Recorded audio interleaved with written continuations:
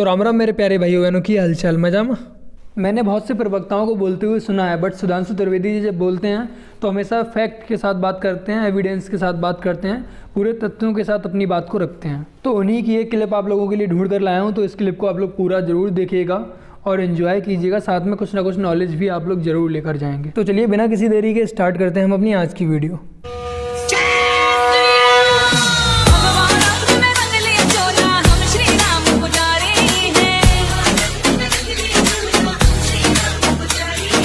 इतना ही नहीं, एक बड़ी विचित्र बात, बढ़ते बढ़ते कहां पहुंचा?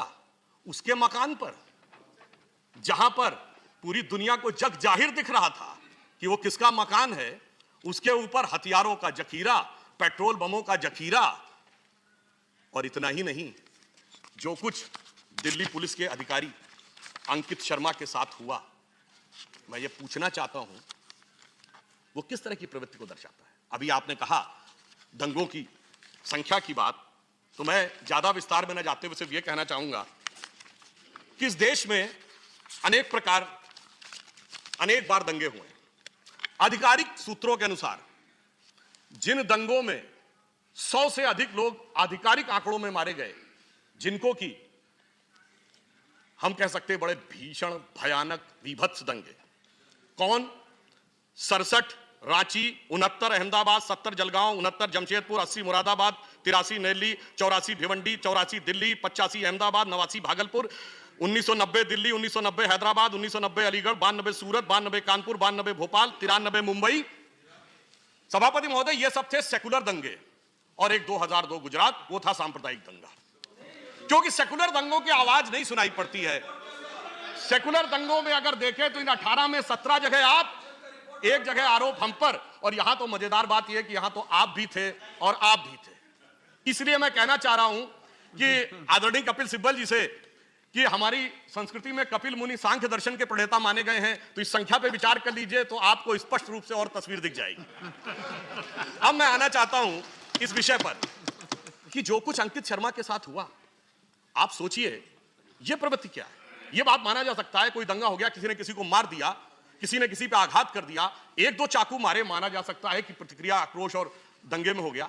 400 चाकू, यह कौन सी प्रवृत्ति है? सभापति महोदय, यह छत विछत शव को करने की प्रवृत्ति वही है जहां सरहद पर सर काटे जाते थे। यह वही प्रवृत्ति है जब जवानों के शरीर के छत विछत टुकड़े भेजे जाते थे। यह सिर्फ घटना नहीं थी, यह संदेश था। यह किन प्रवृत्तियों का संदेश है? या उन प्रवृत्तियों का संदेश है जो कि राष्ट्र के विरुद्ध कार्य करने के लिए सतत प्रयत्नशील हैं, आज से नहीं वर्षों से। मैं एक विषय आपके सामने रखना चाहता हूं। यह पाकिस्तान की सीनेट कमेटी की रिपोर्ट है, अक्टूबर 2016। आप में से कोई चाहे तो वेबसाइट से डाउनलोड कर सकते हैं। अब देखिए उसमें बिंदु क्रमांक 8 पर क्या लिखा जा रहा है। India's own fault line in their alienated Muslim, Sikh, Christian, Dalit as well as the growing Maoist insurgency should be highlighted। और इसके लिए 2 थिंक टैंकों का साथ लेना है। और आगे लिखते हैं Modi and his RSS ideology of Hindutva should be targeted. अब 9 नंबर बिंदु पे क्या लिखा है सभापति महोदय? The comprehensive outreach to those segments of Indian public opinion which are opposed to Modi and his anti-Pakistan policies, including political parties, media, civil society organization, and human rights groups should be reached। हम ये नहीं कह रहे हैं कि कोई जान के मिलना चाह रहा है, परंतु आप समझिए कि कितना गहरा षड्यंत्र हो सकता है। यह 3 साल पहले से यह बात चल रही थी और हम उस चीज से अनजान नजर आते हैं। और मैं यह कहना चाहता हूं कि यदि आप इस बात को समझना चाहें कि जो कुछ हुआ, तमाम संगठनों के अकाउंट में पैसा आया और समय समय पे निकलता गया और उसी के साथ बहुत कुछ दिखता चला गया, क्या यह हमें समझ में नहीं आता कि यह षड्यंत्र कहां से शुरू हो रहा है? और मैं एक और बात कहना चाहता हूं, जब यह चीज आई है ना, अगर यह इस तरह की षड्यंत्र हमारे पड़ोस में की जा रही है तो कभी सीधे नहीं आता है, वो एक आवरण लेके आता है। रावण कभी सीधे सीता हरण करने नहीं आया था, साधु का वेश बना के आया था। और इस बार एक नया आवरण दिखाई पड़ा, आजादी, हमको चाहिए आजादी। साहब अध्यक्ष जी, मैं बचपन से लेके किशोरावस्था, वहां से युवावस्था पार कर गया, हमें तो यही पता था आजादी कांग्रेस ने दिलाई, किताबों में पढ़ा, गांधी बाबा ने दिलाई, नेहरू जी ने आजादी का संघर्ष किया। और अब कांग्रेस के नेताओं के ऐसे वीडियो आते हैं कि दूध में हुए बच्चों के सामने आजादी। अरे कौन सी आजादी? तो क्या वो स्वीकार करते हैं कि आजादी नहीं मिली? आदरणीय मनमोहन सिंह जी ने तो आजादी का वो दौर भी देखा होगा। हमारे तो नेता प्रतिपक्ष जी के नाम में ही आजाद है, फिर भी उनकी पार्टी आजादी की डिमांड कर रही है। और मैं कहना चाहता हूं, इस आजादी बहुत खतरनाक था।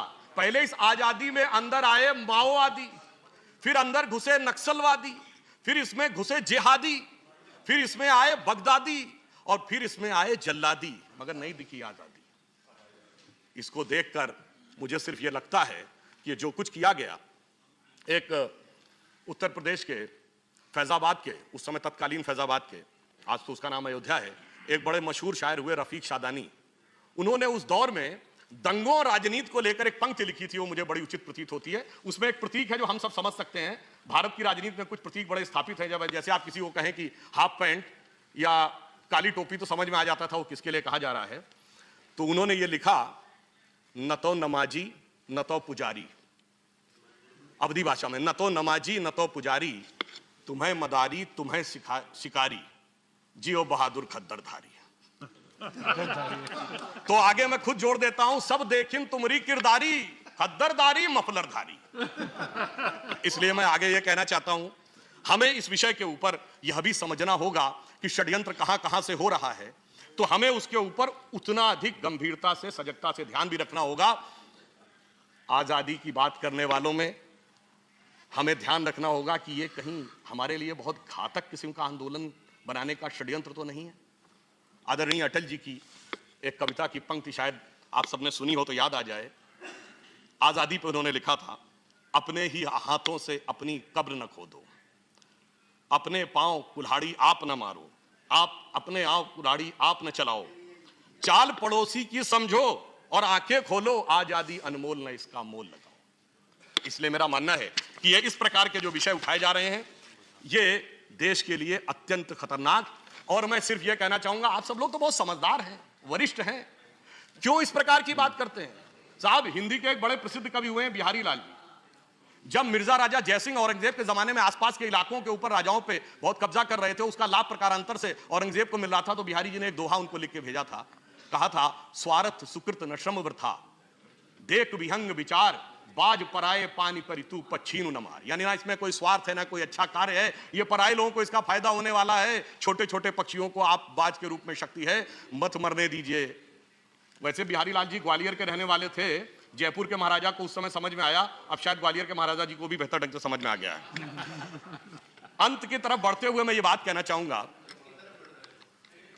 महत्वपूर्ण बात, एक कोट मैं बोलता हूं, no further goal justifies violence in present.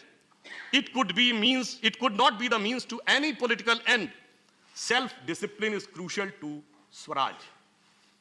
ये किसके भावों की अभिव्यक्ति है? आज से लगभग 100 साल पहले, 98 साल पहले, महात्मा गांधी जी ने जब असहयोग आंदोलन चलाया था, और उस समय कुछ लोग सड़कों पे निकल आए थे, घर से बाहर सड़कों पे आ गए थे और आगजनी करने लगे थे, तो उन्होंने सारा आंदोलन रोक दिया था चौरी चौरा कांड के बाद। और उन्होंने कहा था कि मैं, यद्यपि उनका कोई व्यक्तिगत नहीं, उन्होंने कहा था मैं नेता के नाते इसका व्यक्तिगत अपने ऊपर दायित्व लेता हूं। हिंसा का कोई स्थान नहीं हो सकता, प्रतिक्रिया का कोई स्थान नहीं हो सकता, स्वराज्य में सबसे पहले स्वानुशासन हो सकता है। और इतना ही नहीं, लाला लाजपत राय, आप सबको शायद ध्यान हो, 1920 में कांग्रेस के अध्यक्ष थे। उन्होंने क्या बोला कि हमारा आंदोलन विफल हो गया, पर हमारी विफलता हमारे नेता की विराटता और महानता की तुलना में बहुत छोटी है।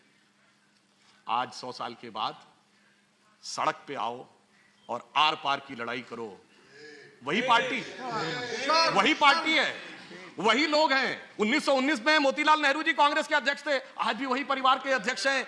गांधी वो महात्मा गांधी थे, ये आज के गांधी हैं, और आके कह रहे हैं कि आर पार की लड़ाई की बात करो। सभापति महोदय, आप समझ सकते हैं कहां से कहां पहुंच गए। नहीं बैठिए आप, अरे साहब आप बताइए ना, आर पार की बात किसने की थी सड़क पे आके? आर पार की बात 16 अगस्त 1946 को डायरेक्ट एक्शन के लिए हुई थी। इसलिए मैं कहना चाहता हूं, इतनी विराट पार्टी, इतना विराट नेता, इतना वरिष्ठ व्यक्ति, और इसके बावजूद ये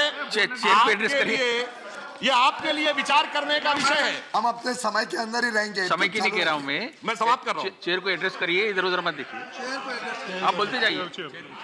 मैं सभापति महोदय, मैं सिर्फ ये कहना चाहता हूं कि गांधी, महात्मा गांधी से आज के गांधी तक आते आते ये कहां से कहां तक पहुंच गए। हाँ, ये बताइए, आर पार की लड़ाई की बात करना गांधीवाद है, गोडसेवाद है? बताइए, मैं आपसे पूछना चाहता हूं। हाँ, अब आइए, अब मैं आपसे एक बात कहता हूं, सुनिए। सुधांशु जी, आप सीधा सभापति महोदय, यदि ये इस विषय पे कहना चाहते हैं तो एक पंक्ति में कहना चाहूंगा। महात्मा गांधी कोई व्यक्ति नहीं थे, कोई हाड़ मास का व्यक्ति नहीं था, वो एक विचार था, एक वैचारिक अधिष्ठान थे, वो राष्ट्रपिता थे।